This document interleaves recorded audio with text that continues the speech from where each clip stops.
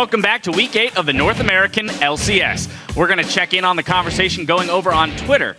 Earlier in the show, we asked you, which NA LCS player do you like to see interviewed the most and why? And here are a few of our favorite responses. At NHales80, probably Prolly. Dude has a great attitude, is super hilarious, and knows the game well. Infotainment. One thing he doesn't know very well, though, is how to pronounce the name Yasuo. It's Yasuo, probably. Otherwise, though, I gotta say, he's a fun guy. One of my favorite interviews. Yasuo. Nope. Right? Nope. And it became like Yosu, like him and Robert were like trolling around. Right. It's going to be something different every time. Yes. All right. At Sean King, I would say Double Lift. His trash talking makes me laugh. Then it comes back to bite him in games. I gotta say, it's a bunch of fun watching him say things that turn out being wrong right away. I think my favorite of the recent past, I think it was actually a recent all chat where he's like, I'm not going to get hit by any skill shots this game, immediate clip of him getting thrush hooked. Yep. I was like, this is perfect. Yeah, props to the video producers for clipping that one together for sure. At Sergeant Pinkerton says it's got to be Dyrus. He's got some really good insight into the game and can throw down some serious trash talk if he wants. I mean, that's Dyrus. He's been around for freaking ever. Now that CLG vs TSM is again a top-tier rivalry, those two battling heads, it's great. He's a fun guy. Yeah, and he always throws it out so coolly. Yeah, right? Kind of like, I mean, he's always got the monotone going. Right. Here's this trash talk for you. Yeah. You don't know if he's being serious do or with not it as either. you please. Kind of Absorb a thing. Why not? All right, well, keep the answers coming. We're at LOL Esports and use the hashtag LCS. Now, as we throw it over to Riv and Kobe for our next bout, the NA LCS has become a much stronger, better, faster league. And for Cloud9, they had an extra hurdle to jump. I think like C9 is good, but like I think every other NA team has gotten a lot better too. We lost a lot of synergy by playing with Link at Paris. If anyone in any team ever had to take a month break, that's insane. Like, you're gonna lose so much. I think they usually win their draft phase. Maybe last split, they used to like win picking phase against us all the time. Against TSM, we're probably gonna have to like watch what champions they want or focus on champions that we want to take and play against them. I think C9 is becoming more and more like Fnatic. Even if they struggle now, they will catch the fire come playoffs. The way for us to win is, honestly speaking, just me not dying to Bjergsen. Just because based off scrims, he's always killed me by using a jungler gank and just snowballing the game from there. Since the beginning of time, we have always considered banning one of their players out, but we never gone through with it. So we're just going to play our own game and win the game solidly through a TSM playstyle.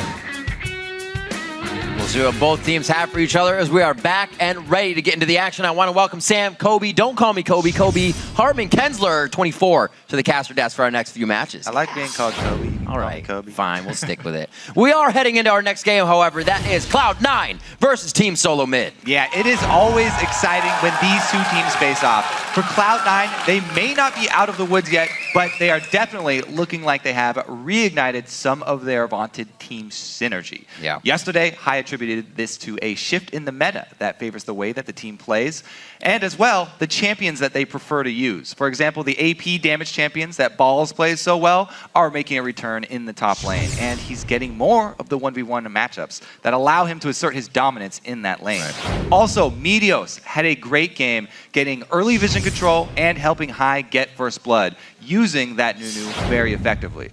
And you can see the difference in the team play when their captain, High, has a good start. Yeah, it is pretty ridiculous in the change. The last time these teams faced off, it was Team Solo Mid that got the win. But if you look at the big picture, this is a matchup that historically favors the Cloud9 team. Yeah, Cloud9 are 14-2 in their previous games versus TSM. And we will have to see how TSM bounces back after a rough day on the Rift yesterday. Their coach, Locodoco, tweeted out, CLG banned as expected. We have the comp that we want, hashtag TSM win. So the last part of that tweet was wrong, the prediction. And they did end up losing to CLG after a few big mistakes. For example, Bjergsen on that TF, he had a couple of uncharacteristic mistakes on Twisted Fate. To rethink the strategy, they're definitely going to have to rethink the picks and bans as well. We talked about Cloud9 in that video. Yeah. big point for them is the draft phase versus TSM. All right, well, let's check out the starting lineups as we get into Game 3 on the blue side. It's going to be Cloud9. That means Balls in the top lane, Meteos in the jungle, High in the mid lane, Sneaky at AD carry, and LemonNation in his book on support. And on the red side, it's TSM. Up top is Dyrus. In the jungle, amazing. Mid Bjergsen, AD carry WildTurtle, and support, Gleeb. TSM's laughing over there. I don't even think I've seen Dyrus smile that much for like 5 seconds straight. Did you see that? A lot of firsts coming in this week. A lot of firsts. Replay. Well, TSM is on the up and up. We'll see if they can keep their momentum going. Definitely looking to be one of the top teams in the league. Cloud9 as well, also looking to be there. These guys have finished at the top. It's so weird to see them kind of meandering through the middle of the pack, losing versus the lower teams, who TSM is undefeated against. But if they can't start beating the top teams, then they won't get the results they want. Historically, these have been the 2 top teams for North America, Cloud9 and TSM, constantly battling for that position. And how you're right. I do want to keep my eyes, especially on these champions that TSM prioritized last game, since they said, yeah, we got the champions that we wanted. The top lane Gragas for Dyrus was important to them. Loco's saying Dyrus was the best Gragas in North America. They also took away Twisted Fate, but didn't have the success that they were looking for with that. Right. See if Bjergsen has the confidence to go back to that pick. It's definitely something that you will shy away from if you have an embarrassing game where, Twisted Fate definitely puts himself in some compromising positions. You can. You indeed can. Looking to see what we have for the picks and bans. Talking a little bit about the history of these teams. It's been amazing how fast Cloud9 made themselves a staple in North America, as we were saying. It's not one of those teams you think about when you think of the top teams. It used to be TSM, Dig, CLG, just kind of hung out with 3 on the top. Very well played for them to make such an impact in such a short amount of time. I do like the bans so far from Cloud9. Kog'Maw, definitely one of the top AD carries everyone's fighting over. And Braum is Gleeb's favorite support. His absolute favorite. It looks like Bjergsen won't even get the chance to go back to Twisted Fate, as they make that the last ban. All mid bans for TSM here. I guess you count Lulu as the top lane now, though. Right. A little flex ban. One more. Meteos banned out in the jungle. Yes, it will be. The Rengar gets kicked out. Okay, so you target him with that ban, but Lee Sin is still up. So it looks like they're going to take Lee Sin for TSM here. Amazing also loves this champion. And I think that would leave Meteos to go back to Nunu then. So if TSM pick Lee here, they may be trying to put Meteos on that Nunu intentionally. Yeah, they should. Try and take advantage of it. Yesterday they had the chance and he actually picked Evelyn, which was one of his first games on Evelyn. He has not had a lot of plays on it within the LCS. We know these guys play a whole bunch of stuff outside of it, and more than not, we think he's going to pick the Lee. Starts the hover as well. They're looking at High's Yasuo. We saw that come out for the first time just recently, and he played outstanding on that. TSM, though, they're getting the picks that they want so far here. Lee and Gragas combo. They don't want to leave very color-coded. Not only because Meteos had so much success with him earlier, but also combos very well with Yasuo. The early game combo between those two is very effective, and then they can even make it work late. Dyrus played quite a strong Gragas, as we were saying before, so definitely something to be reckoned with in the top lane. We saw Balls going on to Rise. He has that option again. That pickup would call out for a bit of the late game play and a very good split push team of a Yasuo and Rise to do whatever you want with if they can really get control of the map. A lot of options here as both teams have left up some high priority stuff. With we see 80 carry bans coming out as for the Kog'Maw, so might be a tryst for Turtle.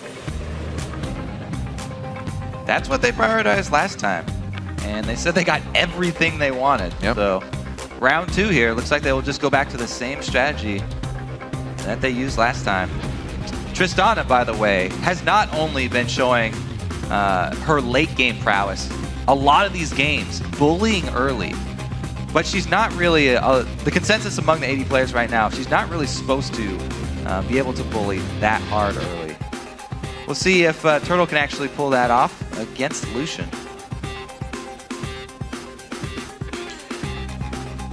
There's a smirk on Sneaky's face. Sneaky indeed.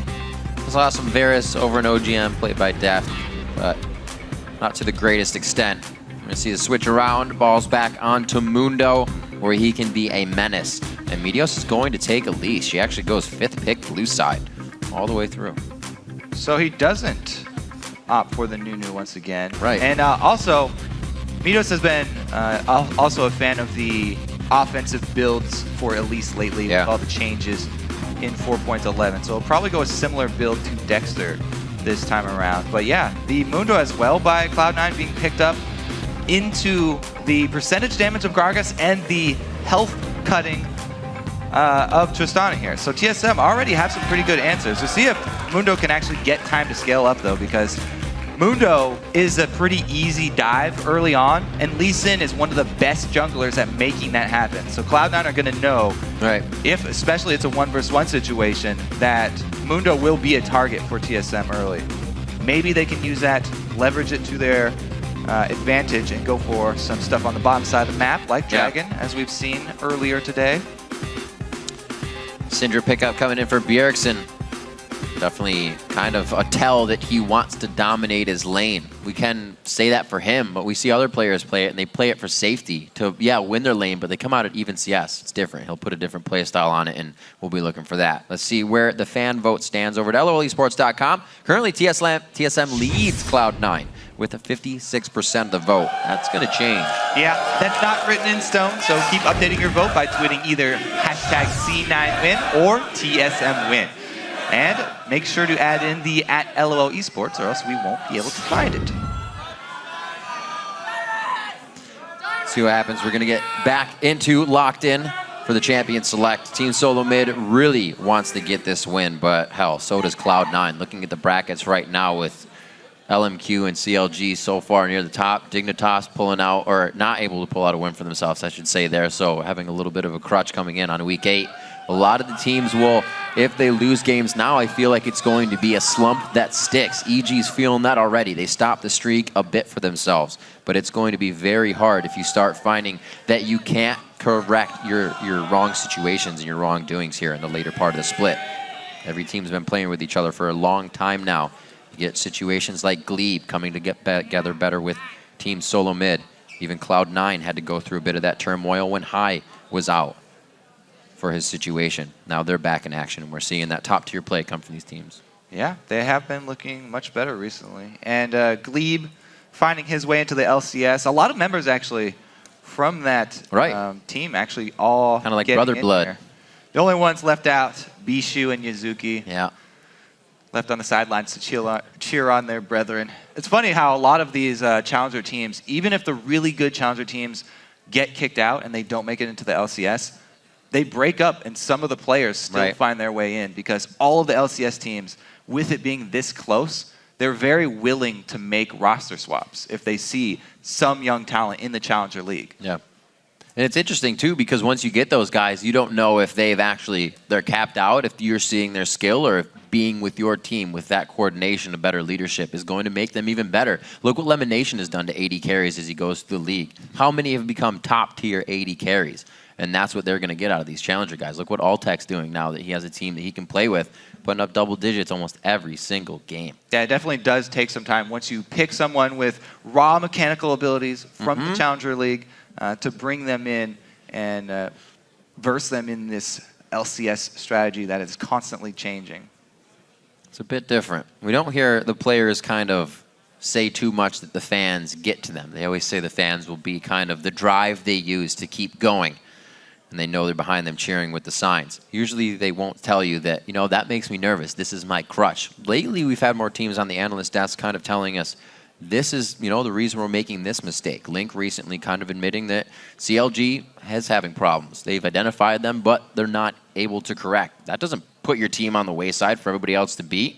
That's good information. Now they're going to have to work on that and come through. And that's not anything unique too. No team in the North American LCS right now is content with how they're playing. Right. Everybody has problems. That's not saying, like, CLG is literally the #1 team right now. Yeah. And they're like, yes, we have all these problems and we don't really know how to fix them. As long as they keep winning games, though, then that's good. But everybody's eyes are pretty much turned towards the world stage now. It's not just enough to top North America. And so that's why all of these teams, even everybody who is so high up and tied up for these first and second place spots, are constantly looking to improve. Well, let's see as they move on to the Rift. Cloud9 is going to try their best to take a win off a team solo mid here, and vice versa. Pretty much standard starts for the lanes coming out. Balls goes for the Doran shield, as he just needs to keep himself not too squishy in that top lane. Amazing and Dyrus would be a pretty good gank if they can get there before 6 onto a Mundo. Yep, we will keep our eyes on that. All right, defensive ward so far. This time around, no sweeper for Cloud9, so they'll probably not go for an invade. They're one of the teams that pretty much every time they decide to go for an invade, either Meteos or Lemon will start with that sweeper, so it's kind of a tip-off. And you can tell if they are planning some invades. This one is just going to be a reaction, though, for Cloud9, as TSM go for the blue side. Oh, what a sweet little swoop back into their jungle, but they know they'll be walking over a ward. We have the lane swap board being placed out as well. The ping comes down from Cloud9 that TSM is there. Throw it. What? Holy, that just happened. Balls is going to be going down on this one. He's saving all of the summoners that he has. There's no reason to use one. Very fortunate for TSM there.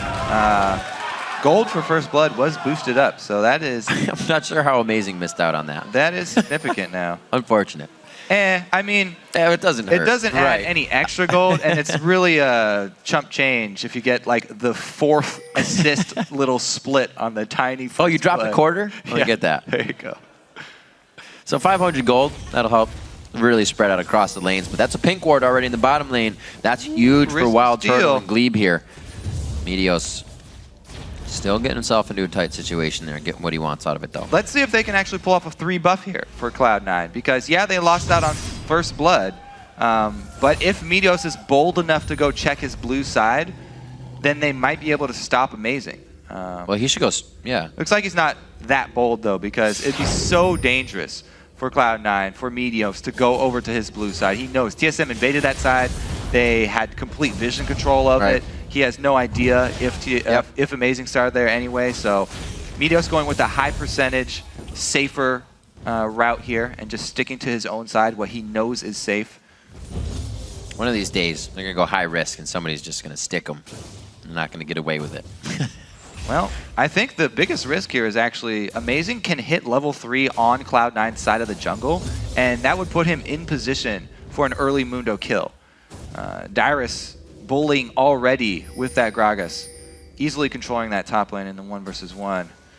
Balls is doing a good job of CSing, though, so even though he's backing off and playing safe, keeping up there in CS. Amazing decides to go mid instead. A little bit early for that action top. Yeah, thinking he'll be calling counter gank. Nice grab coming out of the brush. LemonNation with a bit of brush control there. But easily played with the black shield. So Gleeb and WildTurtle not the ones to initiate the aggression in this lane, as it should be. Trying to get Tristana built up, but Sneaky not putting the pressure on either, as they try to get something out of Meteos here in the bottom lane. Yeah, they ping out the ward there for Meteos to back off. So he'll probably just go back to farming, as Bjergsen is recalling in mid as well. This is a tense situation up top. We were looking for it early, and TSM does not disappoint. He still has the flash. Remember that. If they don't hit the Sonic Wave, this is going to be big, bad news. But they get everything they want. Dyrus gets out. Fairly simple. No summoners used on both sides again. I actually expected Cloud9 to look for that, but... Right, yeah, kind of called it. TSM, they go with the initial plan there, and it works out very well for them. First blood reward. And Balls, thankfully for Cloud9, doesn't lose out on too many CS. Missed about half a wave there while he was dead, but immediately teleporting back. Dyrus is going to have that teleport advantage now because the lane was shoved up. He doesn't need to teleport back to lane. It's a good farming. Chaps for the CSing there. Yeah. Knows what he's doing. He's actually a little bit behind, but it's expected with explosive shot. Sneaky staying in range for the experience, but not to give himself away. Yeah, it's rough. The early CSing with explosive shot sometimes puts you off. But yeah, Turtle, this is again the second game he went back to this Tristana. TSM really putting a lot of value on this. This is really the third team that's done that. LMQ and Complexity were the first two, and those are really the two Tristana main teams that have really had a lot of success with the champion. TSM, not so much yet. But starting off with First Blood, that's definitely going to help him out. Yeah. He's loving that Triss now. Actually focused a little bit on Jinx, Caitlyn, and Lucian when we saw a lot more of the 80 carries of Kog'Maw and those coming out. But he does stick with the Tristana lately. We've been seeing very aggressive play from Vasily, Double Lift, and Turtle of the likes on that champion. 800 gold lead by TSM with slow movements around the map. They've been able to gain a little bit of gold that'll allow for a very nice objective fight when they want it. Thought he was going to go for the lane gank there, but Amazing makes his way through a lot of wards. They're very close to 6. I think it might be after this ward.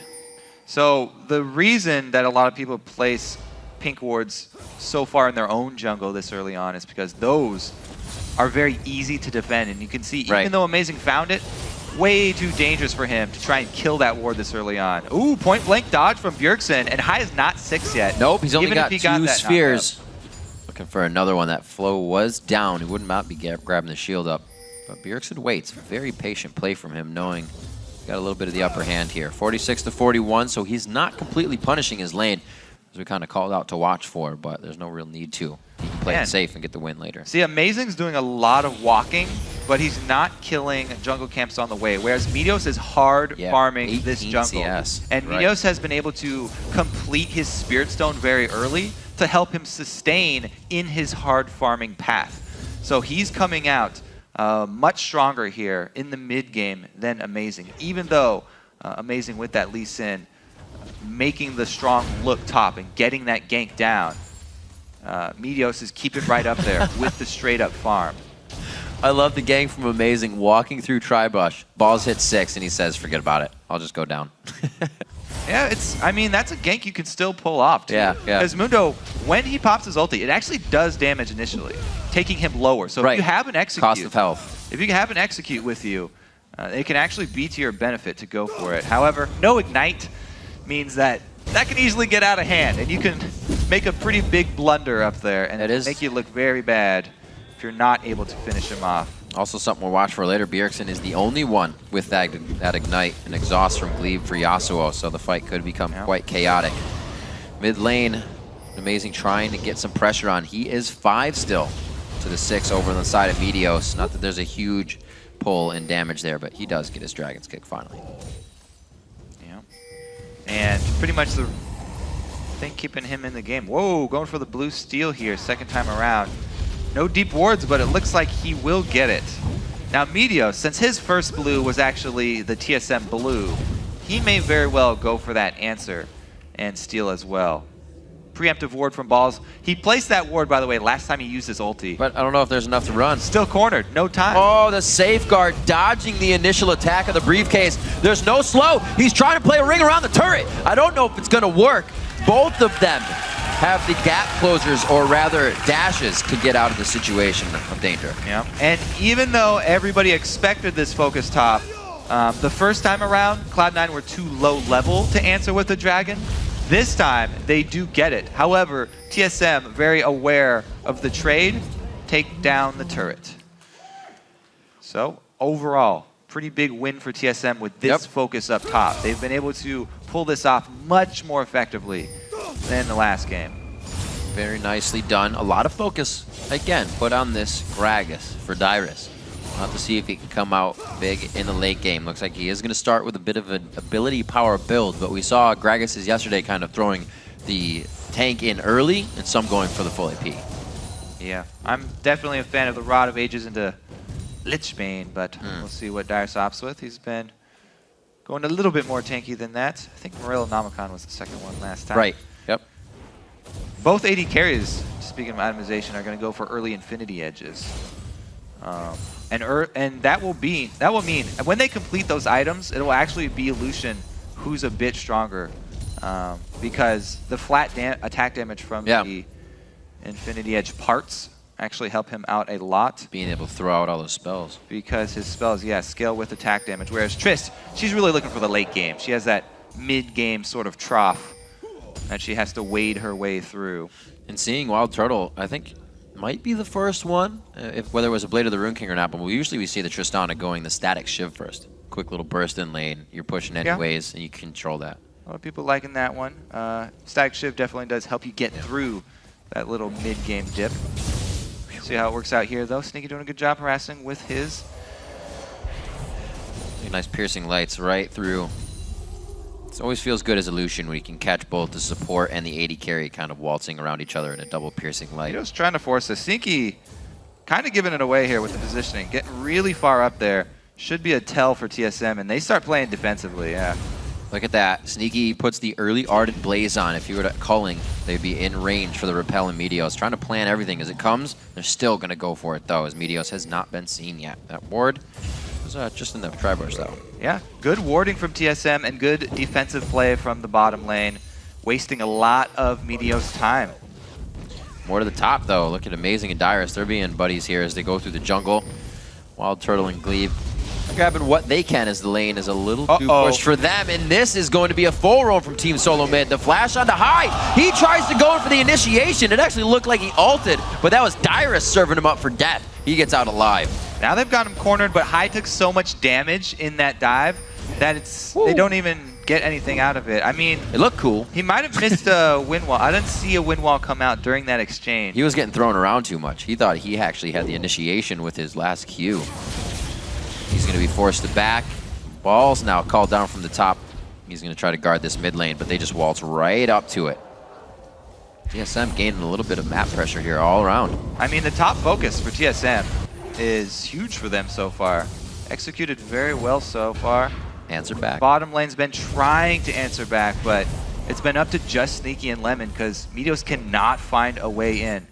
I think what they would really want to do if they're trying to force this that bad would have to go for a Lantern gank. TSM have been keeping up on their wards too much. For any other gank, whoa! High just got back to lane after blowing his flash, and he goes directly to the turret. He's going to get out alive on that burn! Oh my. Amazing! Eats turret shots and goes down. Oh my. You too many there. Bold play from High there. You got to give him the credit for the calculations, knowing that he was going to get out alive. Ooh, but low I mana. think he just kind of went for what was in front of him. That could have been a possible kill there. Meteos himself as well going for that spectral build. There's damage to come out of that. Let's watch this wall more time. Seems like wall early. Pretty big misstep here, but High goes right for it. Oh, Even one with more the sphere and he would have been done. Yeah, even with that ulti and Amazing going in for the execute. Not able to pull him down. Definitely something to give Cloud9 a little bit of growing room in this game. They're still down by 1,000 gold, but starting to get a little gold into those lanes they need it. Man, the change to Yasuo where he gets full flow after using his ult was really big. And that pretty much single-handedly just saved his life right there. So, well played by High. Maybe a little luck does have to do with it. Yesterday he got, what, 4 crits maybe in a row? Oh yeah, whatever that was. So Yasuo is a good champion for High. He definitely has luck on his side, it seems. Definitely playing in his favor. He's kind of weathered the beginning part. He said Bjergsen loves to kill him in lane. He loves to go hard, so he's gotten away from that. He's down by about 16 CS. That's better than dying. All being told, though, C9 are only down 1,000 gold. Could be made up by the next dragon. We got 40-odd seconds left on it. And Balls is starting to get tanky. Yeah. Not near where they want him to. Gragas definitely still will have the bigger impact Getting free during stats the right now, dragon too. fight if they find themselves in that situation. So ward control around that dragon will be the most important factor. Looks like Dyrus has just finished that Rod of Ages. Meteos going for the Haunting Guys build. We just heard that from Dexter to be the second item to kind of make up for the loss of health and added penetration for not going boots right away. TSM grabs mid, opens up C9's portion of the map a little bit more, denying that mid lane vision from the turret. So they're moving quite nicely. Even with vision here, they're not even worried about clearing it out. Overall, map should be able to position. get it. Absolutely. Allowing them to get that. Stay up top. Easy. Nice increase in gold here for TSM. Yeah, that was fast. This is actually the mid-game spike that they would like to work with to ensure that they can protect WildTurtle. If they can keep him CSing evenly for the next 10 minutes, then it will be a pretty big win for TSM. Meteos again to the bottom lane. Spent quite a bit of time walking around here. They should be able to at least get the turret or work on this, but it was just to clear it. So very nice preemptive play from Amazing to be in place, but does he leave a little too early? Meteos finds his way into bottom. Let's see if they can make anything happen, because it will be 3-on-3. So it will be rough. Yeah, he's coming back. Thing is, the jungler that makes the first move in this situation will probably be the one that loses out the most. Oh. If Amazing goes in first, it's very easy for Meteos to hit him with a cocoon. And Elise definitely has a huge advantage when she gets the initiative in a fight. They don't make the call to stay, though. So again, Meteos, focus bottom, just gets it's got to be frustrating. Avoided by TSM. It has to be frustrating. Now they see them all running down mid lane, and he's just leaving bottom. A lot of cat and mouse being played here as Cloud9 chasing, trying to find where that mouse is. They're mid lane right now, trying to take down second tier inhibitor. Dyrus still providing trouble to Balls in the top lane and a level up there, so he can be quite a menace. See Sneaky doing what he can with 2 pieces of an Infinity Edge in the bottom lane. This is dangerous, though. TSM can go for a dive even. They're going to get the turret at least. See if they can pick off any kills. Syndra has a very long-range stun that could be followed up by a Morgana binding. One of those situations of, can we do this? May not have as much damage as he usually would now. It's taking Sneaky a long time to take this down, so he is definitely sticking with it. We'll see how TSM reacts. It doesn't look like they're going to stop Cloud9 from moving up too much. They're just going to take whatever they need and get back to lane. Free farm coming in for WildTurtle in the bottom lane. He's 30 down from that, but he's already Infinity Edge finished.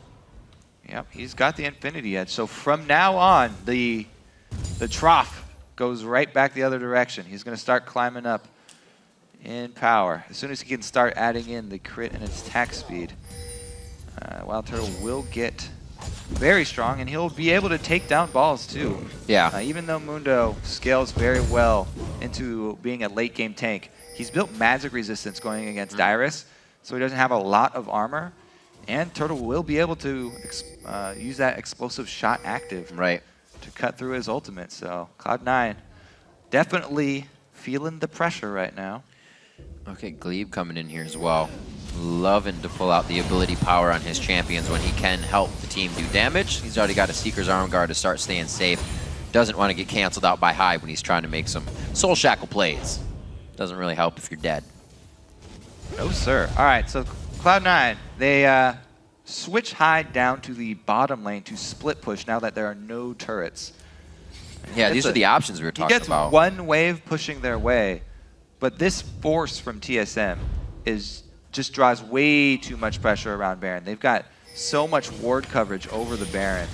Cloud9 can't really leave this mid lane area, so they swing right back. Always very scary when you have to enter your lane through that Wraith. Balls is actually chasing Dyrus right now. Bullies him out. Very nicely played. This means a different matchup here for Dyrus. He was bullying out the Renekton last time we saw this. Now he's going to be bullied out by the Mundo on Gragas.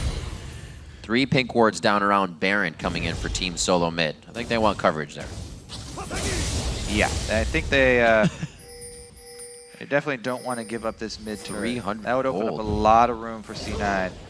They're going to take this opportunity to clear out the double pink wards, though. Pretty big win for Cloud9, getting that vision back around Baron. Because even though it's early, this TSM squad is very, very strong at taking down early Barons if they're left alone.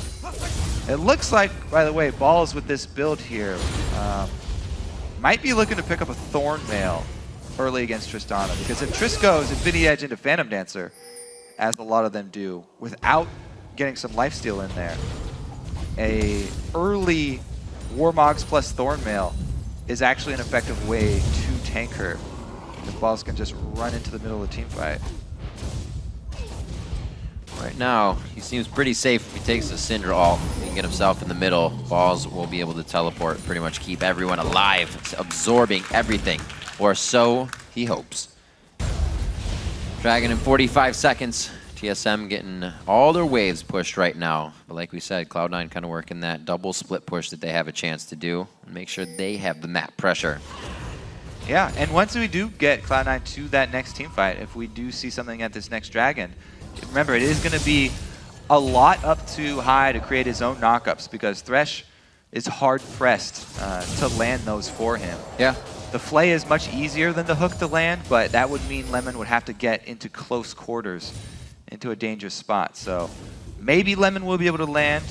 Strong Hook, though, to start it off. Other than that, High will be working with his own Q charges. LemonNation is not afraid to make plays, mainly cast your mind back, as D-Man would say, to any Dragon fight. Flash plays. There's one. How about a starting hook? Meteos. No Yasuo in the area. Just an extra pull he wasn't expecting from LemonNation. Dodges out in the cocoon. Both teleports are up, by the way. Again, throwing out a hook to keep the pressure off. Good play. Cloud9 with their map control still continues to play strong, but that gold lead closing. Hey, Dexter was talking about how quickly Elise can take these mid-game dragons if she goes this build. That's right. With the Wraith item. No. Wow, they're still keeping Sneaky split pushing while cornering TSM here. Sneaky's not recalling at all. They're giving up inhibitor turret for a side lane split push. Oh, they're man. going to have to stop the backs and hope to trade inhibitor turrets. But they're also going to get top turret here for TSM. This Whoa, is absolutely dangerous play crazy. here. They've just pretty much swapped spots, allowed TSM in the base, and then they're going to be able to walk out here. We're going to get almost. It's going to take them a long time to get this. Very much so. I just played a dangerous game trying to stop the recalls. Everything used out. 1, 2, dodge the 3 from binding. Gleeb. Dodges that. Also dodged the binding from his own flash, and that's TSM trying to regroup and kite to fight. Ball slowing down Dyrus and really just trying to harass them. How's that inhibitor doing? Stop. Half-Life right now in the picture-in-picture. Sneaky slowly getting cornered, though. Oh, he's not going to be able to get out of this one. He's just going to have to commit, finish the inhibitor. Valiant effort. No, yeah, he uses Relentless Pursuit. One more. Doing what he can. Rest in peace, Sneaky. Rest in peace. Rest in pieces. Cloud9, they try and draw to the other side of the map, but it's way too early. This Baron, 22 minutes is fairly early on to do a Baron. Without your AD carry, it's very rough. Elise with damage is definitely a good attempt at it, and Mundo as well, percentage health damage, but rough go there as TSM are very well aware of what the answer would be. So in the end, trading inhibitor turret and inhibitor, bottom for mid. The actual bottom one is a little bit more effective. That helps. Since it's furthest away from Baron. So sneaky little maneuver from Cloud9. It costs them Sneaky's life. However, they get the better inhibitor down. See if they'll add that pressure over to Baron now. Definitely need a few more wards for themselves. They've got a semi-deep pink ward that would be cleared out quite quickly, but they need to be getting the ones that TSM has laid and is more than ready to defend once they get to Dragon. Rather, Baron on the top side of the map. Needlessly large rod picked up by Dyrus. He's looking to go Zanya's. Void Staff quickly picked out, as we've seen. Yeah, that's what I was looking at. The second item, Void Staff for Bjergsen, makes me think he's going to want to put a lot of damage into Mundo, the front line here. See if he can throw some balls on balls, because he's really the only one with magic resistance worth cutting through. Ballception. Get it going. 13s, 12s, and 10 is the lot of TSM, and Dyrus 14 on the outside. He is actually the highest in the game at this point. Looks like he's going to keep himself occupied in the bottom lane. Get this finally pushed out, like you're saying, Kobe. It becomes a very hard inhibitor to be controlling with super minions if that Baron is what's on the mind of everyone. It's definitely on the mind of Cloud9. Look at the influx of wards purchased by Cloud9. Everybody with pink wards, green wards, switching over to sweepers now. They actually only have 3, but Cloud9 definitely shifting their focus very heavily towards Vision now. This is the time where you can't let up around Baron. Making the move mid here would be a big step for them because they've got a timer on them. Gragas is pushing bottom with teleport. They have the teleport advantage, TSM that is, and Dyrus is pushing slowly but surely against these super minions. Yeah, Dyrus is good at pushing minions. 25 minutes on the clock. Looking at 1,000 gold lead. It might be the trigger for this fight as Meteos takes some damage there. 4-1 looking to be increased here by Team Solo Mid as they are pushing up with the aggression in mind. 2 minutes on Dragon. Not even a thought for these teams just TSM, very good map control here. getting more and more ground gained bottom. They might be rewarded with that bottom turret here and some global gold for no answer of Cloud9. Because they definitely have control of mid as well. Strong poke. That'll be very good for Cloud9 to be moving out of their base a bit more. They'll also be able to funnel TSM into the mid lane with the knowledge that TSM can get that free inhib if they put enough pressure on it. Can the fight from Cloud9 be strong enough? Do they have Baron before they go back for that inhibitor? Well, Let's see. inhibitor does respawn for Cloud9 first, so that means maybe we have another minute. Whoa! So he's going to stay in there for the local. Does he get it? Ooh, close. Don't think he got it. Nope. Just out of range there. That's it's a little bit shorter than you would think. It's hard to judge the range. You got to get used to it. But again, remember to stay close to the turrets as they die. Yeah. There's gold under them thar turrets, Riv. LemonNation trying to get a pick here. Oh, good play. Meteos taking a bit of extra Baron damage there as the wards are starting to get swept out, or swept, if you will. This time, it's Cloud9 going with the split push. Ball's teleport came back up. They need him at the beginning of a fight, though. They can't afford to have him come in late to a fight. Mundo's the type of tank that you need from the very beginning. Whoa, Lemon starts fighting already, though. He's getting hit by Turtle on the side. Throwing out ults willy-nilly, but it looks like the fight will continue with this chaos happening. Does not want to take that Lee Syndrome in. Oh, he does! Whoa! He got Kick the back, sneaky! Amazing! Bringing a little bit of the EU love over. That's the first time we've really seen him go for a kick, but it doesn't look like it's going to be everything they wanted just yet. A nice playback from high.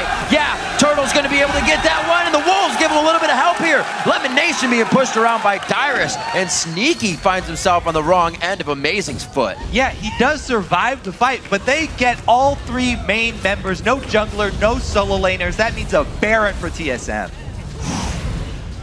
Everybody's been waiting for that. It's been a while since we've seen Amazing be that Lee Sin initiation for Team Solo Mid when they're just looking for it. He took it deep into the fight, deep into Cloud9's territory. And TSM come out with Baron at 27 Well, minutes. they ping on Dragon as well. They want to take everything off this map. So Balls did teleport in. He got into the middle of the fight, but Lemon was on the side, getting a lot of heat from both Turtle and Amazing. Look at this. His mind's Q telling lands. him yes. It's the last second of the Q too, and then he flashed before it even hits. He flashed before the Q execution damage even hit, just to make sure that he would get it in time. And then TSM just clean up. That was all that they needed. By taking Sneaky out of the fight, they took so much of Cloud9's damage away. And since Lemon had gotten chunked early, he wasn't in a position to set up that knockup for High that they were looking for. And High wasn't able to charge up his own, so Cloud9's team fight fell apart there with the disjointed engage. This is exactly what you'll see as well as a result of top-tier teams facing each other. Even though Cloud9 just got pretty much handled in that fight, they make sure to get back as quick as possible, at least grab mid. It's a bit of an opening for them to now move in the jungle, but they have 0 forward wards to work with. Everything is breadcrumb defense for them that they're just kind of walking over and making sure it's still covered by them. Cleaning up everything they can. Their side of the map is completely depleted, so they're kind of just waiting for TSM to make a return visit. Well, TSM now, just that one team fight is really all that they need. They've got Turtle, 3-item Tristana, the main 3 DPS items, hasn't had to even get lifesteal yet because there's so much focus on the front line. Turtle's free to fire away from the back. See if they just give up this inhibitor for a split-pushing Meteos. He's going to meet up with Dyrus soon. That'll be a back. And 8 seconds on that. He definitely has time to get out. We'll see where TSM funnels here. They'll probably follow Dyrus to the top lane, or with Baron being down, they at least have to get a double split push going and feed these side lanes into the into the inhibitors. If they hit Sneaky with a Syndra stun to start this up. All right, they don't hit Sneaky with it. Almost. Almost. Very reminiscent of the Elise Thresh play that they would do. We remember Bjergsen from All Chat saying, keep trying that. The cocoon and then the hook. We'll eventually get somebody. Yeah, just keep throwing them out. Yasuo does not have teleport, by the way, so they're giving up this out turret. Right. Good call. He is far from home right now. This is going to be the 4 of Cloud9 trying to hold strong inside the base. Yasuo, not the biggest one to be the siege clear, so they're not losing out on too much. But if the fight goes down, they do need his potential damage. I don't know. It looks so bad for Cloud9. Double Zanya's completed for TSM. Right. The 3-item Trist. So many answers here. Baron buff going to be enough to push in for another inhibitor turret. He's on Nexus turrets. He's going to be going hard. Looks like he has a siege minion with him. It's going to be... He's got 20 seconds before another section of minions spawn out of that Nexus, but he's going to be back off. Yeah. So with that teleport being up, Balls is down. Imagine if Balls was up, they'd have 2 people inside of TSM's base. So TSM had that window to play with, and they worked it great. Yep, great job utilizing the teleport. That was Cloud9's really only play there. They knew they can't take the straight 5-on-5 fight. So they at least go for the gambit, trying to get Nexus turrets down. And they get a teleport for their troubles. Not exactly what they would have wanted, especially since Dyrus was able to teleport to a turret for the reduced cooldown. And how about a third Zanya's just finished as well. All the way down the board. We've had a day of Banshee's Veils. Now we'll get a day of Zanya's to come in here. Just need 2 more on the team. I don't think we're going to get one out of Trist, but it wouldn't help. It wouldn't hurt, rather. Wouldn't hurt at all. Now he's going lifesteal first here. All offensive items for Turtle. Maybe he'll make it semi-defensive and make it a Bloodthirster. I don't think so. They're too far ahead. It's WildTurtle. He's already got a shell on. He's Yeah, fine. I mean, the blade is what you really want when you're taking down a frontline Mundo, so he might just opt for that. Eat him right up with that % damage. All of TSM now congregating in the bottom lane for a bit of a barbecue party on the 2nd tier turret here. Dyrus getting that Drunken Rage charge on, so they get some extra shots on the turret even before the wave is High coming in ready for a possible flank here. At this point, Cloud9 are feeling pretty desperate, so they might just force a fight, even if it doesn't look good initially. Really, it's pretty much all up to Lemon. If Lemon gets a God hook onto Turtle, then Cloud9 might be able to turn it around. Turtle's been keeping himself very safe. Hide behind Dyrus. You can see him shadowing every member on his team. The big man, he'll take that hook. He'll take a lot of damage and go out happy. A little below half health. Sneaky move from High to charge up his Q and try and come in to set up his own stun. Yeah. But TSM back off in time. There is an exposed inhibitor up top too, so TSM don't have to play with this bottom turret. They don't have to play this dangerous of a game, fighting under a turret. They have easy open inhibitors to go after if they want to force a fight.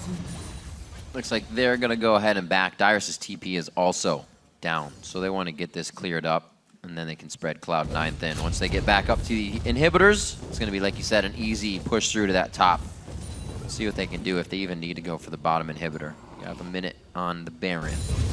Well, we can see this time around TSM picking similar champions to what they got yesterday when they talked about getting whatever they want. This was probably the same game plan as they had yesterday. It worked out even better this time around because Cloud9 picking the Mundo, susceptible to early dives, straight into this combo of Gragas and Lee Sin, who can go for that execute early. And it's been pretty much all TSM. Really, though, that one mid fight turned around for everything. So another thing TSM does really well when they're in the lead is they don't allow kills. With the pressure that they have, they play it safe. They've been gathering so many objectives around the map, and they've only died once.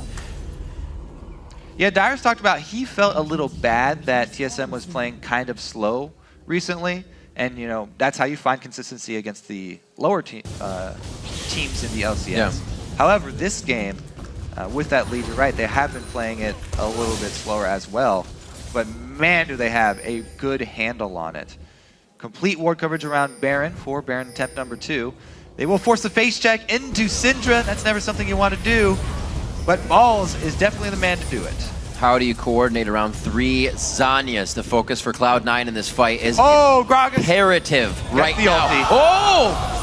Oh, snuck just out. Bjergsen hits the ultimate. Oh my gosh, he gets out with a sliver of health. by the skin of his teeth. He is trying to heal himself back up off Race. The fight is still going on the other side of the screen, though. We got one going down. Sneaky comes in for his own retribution kill, and it looks like he may be going down in the end. The Quadra for WildTurtle. That was happening the entire time. Woo. Even with Bjergsen coming up a tiny bit short on the sneaky kill, TSM still come out way ahead. So yes, it was a miraculous survival there for Sneaky for a bit, and he did get to actually turn it around and kill Bjergsen, but the rest of the team's getting killed while they don't have Sneaky in the fight. So even though he didn't kill him, took him out of the fight, and the rest of TSM able to bully here. High gets destroyed. Yasuo shut down so effectively by that exhaust. And even though Balls is fairly tanky, as we said, Turtle's way too strong right now, and he's the perfect carry to take down a mid-game Mundo. Easily eats them up. Whew. Kited him out right there as well. Very nicely played. Only one Zanya's forced to be used in that one. So you can see how much control TSM had over that fight. Didn't even feel like they needed to use their defensive spells. Bjergsen probably needed to. Since he went down. Sneaky came in from the back and assassinated him. See if I can actually pull something off here. Cloud9, after that last fight, maybe they'll start going for some bush attempts with multiple people. Or maybe High just wants the 1v1. I like it. Let's see if he can get a good win Bjergsen ball. wants the 2v1 though. Gleeb heading his way down bottom. Can they stop the back? Well, they got No a chase. ward in for safety to make sure nothing else is coming their way. High's going to clear it out and go back. Looking very, very scary for Cloud9 here. TSM regrouping. They have about 2.5 more minutes on that Baron buff to be working with. That should be plenty of time for both inhibitors. And honestly, at that point, all they have to do is wait around in the base with the super minions and wait for them to arrive, because Tristana, level 18 now, max range over 700, can just stay safe and fire from the back line while super minions do their work. So all TSM have to do is stay in this base. Man, I'm sure Balls would love that Thornmail right now, but he's still facing so much ability power on the team. Dyrus has gone that full AP. Even the Lich Bane's going to come in as a 4th item, maybe. And still has the Spectral Cowl. Turtle did get the semi-defensive item there, going Bloodthirster, so yeah, he's got the extra shield. It's the second as time well, we've even actually if seen he the does Bloodthirster get coming caught out now. He as well chooses to go for the Alacrity boots to keep himself speedy and safe. And TSM is just going to continue to take more very methodical and strategically planned out game by them. It seems like they got all the picks that they want coming out this time. They have such a solid squad here. They can Whoa, what? The God Hook, we were wondering if that would come in. Facepalm got it. by WildTurtle. He is now watching his team run away. This Baron could be not even put to use. On to Gleeb. He gets the shield down, but he's not going to be locked up too much. The last attack's going to come in. He's going to be able to run from that, but the team picks it up as get more? well. He's got a Gleeb. Cloud9 trying to move this one out. A good scout of the week coming in from Bjergsen. He flat. Ooh, that. A nice try. They are still really going for this. They can push down to the inhibitor, so they're not running into death. They're running into TSM, regrouping. Bjergsen's out of mana. He is not rocking home guards either, so Bjergsen's not going to come flying back into this. Stops one barrel here. Now they should get this inhibitor 5 versus 3. I don't know if that will be enough to get them back in the game. They want to end the game? No, they can't. They can't end the game. This would be over for them if they try to end it. This Bjergsen did have enough time to get that mana back as he sat on the fountain. You can see he's only at half, but he can still output the damage. A Nexus turret goes down as Cloud9 answers across the map. Wow. They get out though. Can Amazing. It's in range! So close. Balls trying to hold the turrets. He should be all right. He's going to have minions spawn right now. Oh no, so they're going to be waved out. Everybody. Oh my gosh. Flow goes down. He's going to have 1Q, 2Q. That's Bjergsen. Balls has already lost 1 turret. The minions aren't enough to stop the supers. TSM is going to be coming down the tracks. Oh, Cloud9 got too desperate there. Oh, wait a minute. More. Oh Oh no. Sneaky Actually was going to walk by. Sneaky says, I'm out. He's actually going to kill LemonNation in that situation. Here comes the rest of the team. The cavalry has arrived for Team Solo Mid. They're about to instill some true Bay life on this game. Looking for the Nexus. The 1v1. The last shot for Turtle makes up for the last mistake. 10-1-2 on the game. 40 minutes in. 16-5. TSM takes down Cloud9. A little scary there for a second. just a little bit. Surprise twist at the end. With the hook onto Turtle. That we never even got to see how that came about. That's how fast it was. LemonNation just letting you know that he still has it. Cloud9 do get desperate though. They wanted to end the game there. They knew that it would be such a long path for them to get back in the game. They just went for the immediate end, and it definitely bites them in the butt. What could have been if they got out with the Nexus turret down? Oh my gosh, it would have been so riveting. That would have been so much pressure on the Nexus that somebody would have had to control. So much more map control, but it will not happen this time. WildTurtle comes out strong after a quick back and forth he had to take home, and a really great base rush hold by Team Solo Mid as they did what they could with little to nothing. Bjergsen recharging half of his mana bar to come out and fight for that last one as TSM, or rather as Cloud9, wanted that Nexus turret so bad. Man, you have to give props to Amazing this game as well. The plays up top for them to actually successfully execute the dives onto Mundo. Right. And the kick that won them that mid-game fight on Sneaky. When were we going to see it? That was kind of my question. How many times were the LCS big plays him initiating fight-winning games? As soon as he goes in, they'd be through inhibitor turrets, past an entire team. Maybe, and this is just coming from me, obviously not Team Solo Mid, maybe it was just, you know, our all-in initiation isn't something we want. We'll use that Gragas, pick somebody out, peel them in, and take them out. That time, he just hit it. He just hit it, and it worked beautifully. Actually, all stages in the game. Early game with the dives, mid-game with the team fight, and then late game, he stopped all the backs. He killed Meteos and he killed Bjergsen. Really big plays. TSM in those super tight situations usually make very good calls. We've seen base races go either way, but in that, to keep zoning people out, to keep finding, to keep the chase going, understanding who's coming off of the base, everybody's yelling at that time. I'm sure the all chat was chaotic, but they're making the right calls, and Team Solo Mid helps to push themselves higher in the standings now. It's kind of crazy the results we're getting out of these weeks. It definitely is. And that's a really big, actually, step for TSM. Because as we said, historically, they have had so much trouble with this Cloud9 team. Yeah. This is a very big win for TSM. Yes, you know, they're up in there in the standings with everybody at the top. Right. But the wins that they get against the other top teams are very important to these guys because those are the ones that they have been losing. Right, we mentioned in the early part of this, it was the lower teams that TSM is undefeated against, and that'll only get you so far. It'll put wins in the column, but when you play these high caliber teams, you got to get the wins as well. And I think the most important thing is that TSM didn't wait for Cloud9 to make a mistake. TSM were the ones making the moves. Yeah. They decided the direction of this game, focusing top, then with the engage at the mid game. Very good play all around. Great initiations coming in from Team Solo Mid to take a game for themselves with a few Barons necessary to make that final push happen. For some post-game perspective, we're going to throw it over to Freak and Dash. Thanks, Riv and Kobe. We're joined at the desk by Amazing and Gleeb after a pretty stressful match there, I might say. This brings you guys to 12-8, which ties you for second at, or possibly alone in third, depending on the outcome of the LMQ match. Does that give you a sense of relief and kind of security, knowing that you're moving into the last third of the split up in the top three? To be honest, not really. The thing is that overall we're still in basically in the building process where we want to be a top team, but we still have issues versus a lot of other teams. So even though we may be third, we don't feel like we should be third right now, and that is just due to the fact that we lost yesterday to CLG. But we'll keep working at that. So I think if we see the standings at the end of the split and we're at top three, we'll be happy about it. But right now, it's just like it's so close.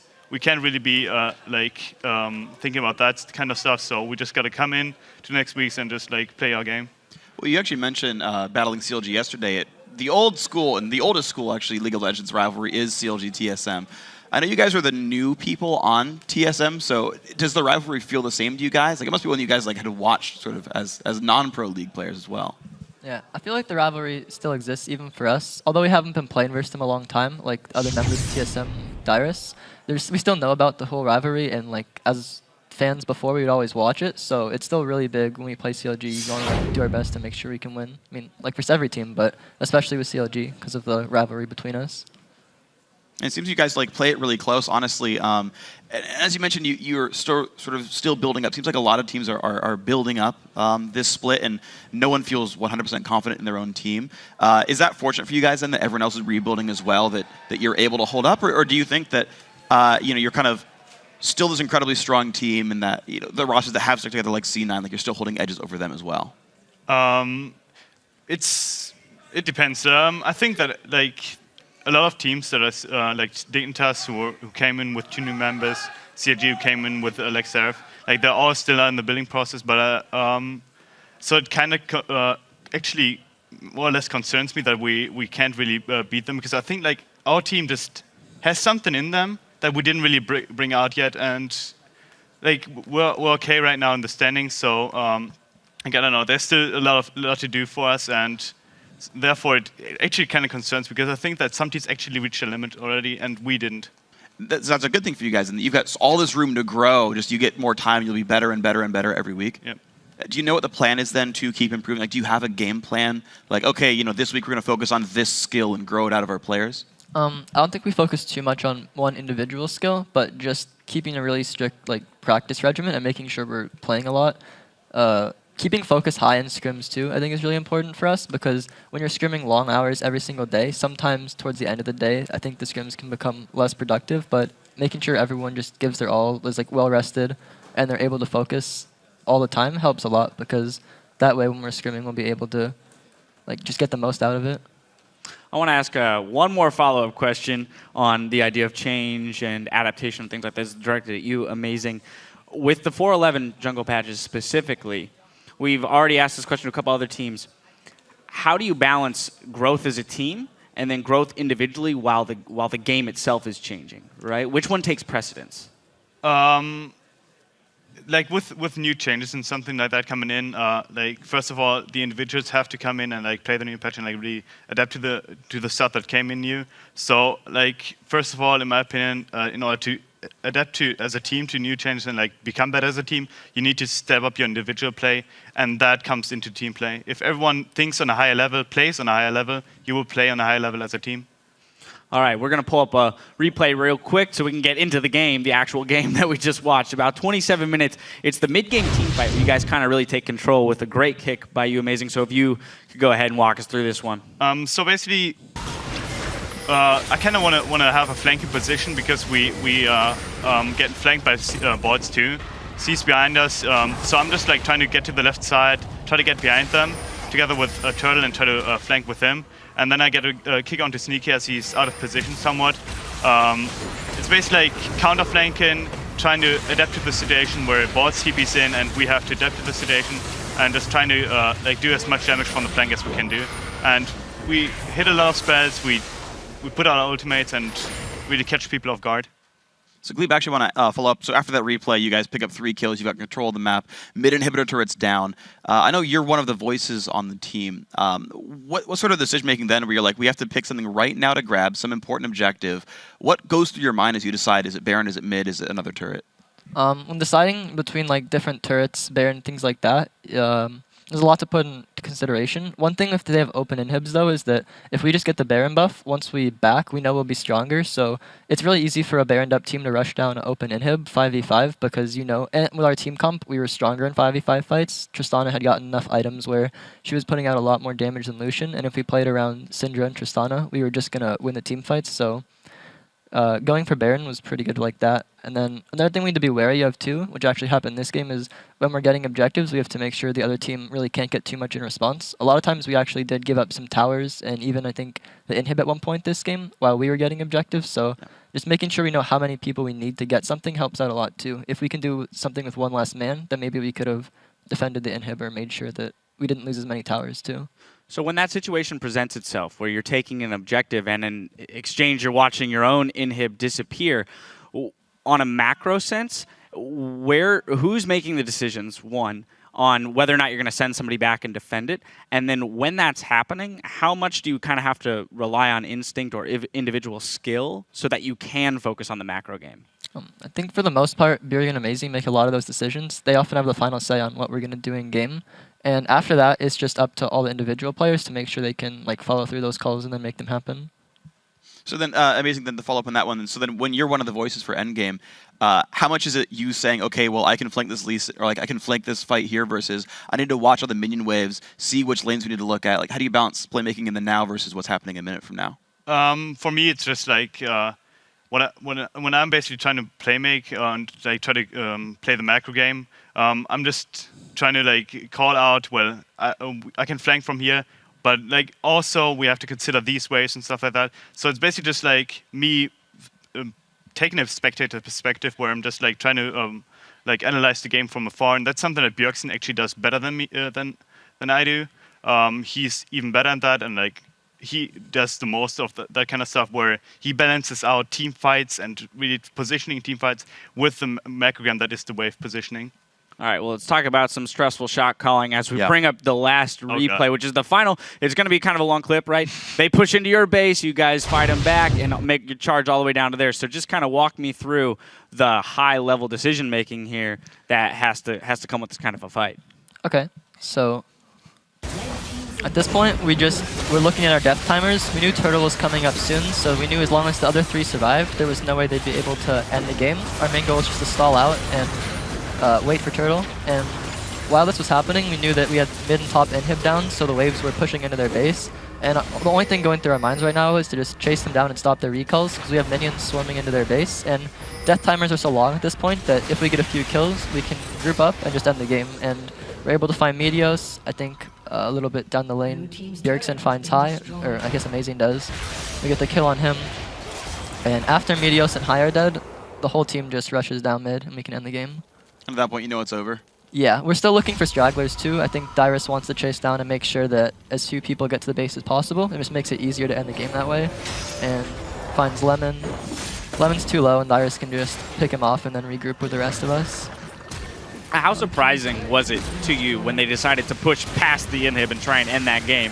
And like, how much does the shock factor of like, wait, they're really doing this? How much does that make you kind of go, wait, can they end it? You know? Is that a fear of yours? I mean, at one point, it was a bit scary thinking whether or not they'd be able to end the game, but as they started hitting the Nexus towers and we saw how soon Turtle was coming up, we knew that even if they tried to do it, it was just like a desperation play, and we'd be able to pick them off and then just win right after. Cool. And of course, you guys played that pretty much exactly right at the end of the game. You closed it out really, really rapidly afterwards. So we were touching a little bit with you, Amazing, about 4-11 changes, keeping up with changes and whatnot. Gleeb, I want to talk to you a bit about playing in the bot lane, because we're seeing a lot more of these late game hyper carries, Tristanas and Kog'Maws, that are now super popular for the AD carries. As a support player, does that change your play style any? Like, does Braum become even more important to protect them? Like, things like this. Like, what do you do when you've got this sort of different roster of teammates now in the lane? Well, with late game hyper carries being a lot more common, it kind of changes the value on what kind of supports you want. Champs that main focus is to win lane isn't necessarily as important because of how late games are often going. It's good to have champions that can protect AD carries really well in team fights. Like Braum, you said, is really good at protecting a Kog or a Tristana. He can just turn his Eon and be a giant wall that blocks, all incoming projectiles. It makes it really hard to deal with. Morgana's also really good in that sense. Black Shield on Trist and Kog lets them play a lot more aggressive. They don't have to be as wary of enemy CC. And then other champs that have been popular for a while, like Thresh, just become even more valuable because a lot of the hyper carries, like Kog'Maw, Jinx, Twitch, they don't have an easy way to reposition, so Lantern helps them get more damage off in teamfights and protects them when divers try to kill them. Great. All right. Well, there you have it. There was a lot of information to digest there. Thank you very much for all of your insight, guys, and best of luck in continuing to evolve as a team later in the split. All right, we still have some more league action coming your way. After a quick break, Complexity will square off against LMQ. Keep the browser where it's at. The North American LCS returns in 3.5.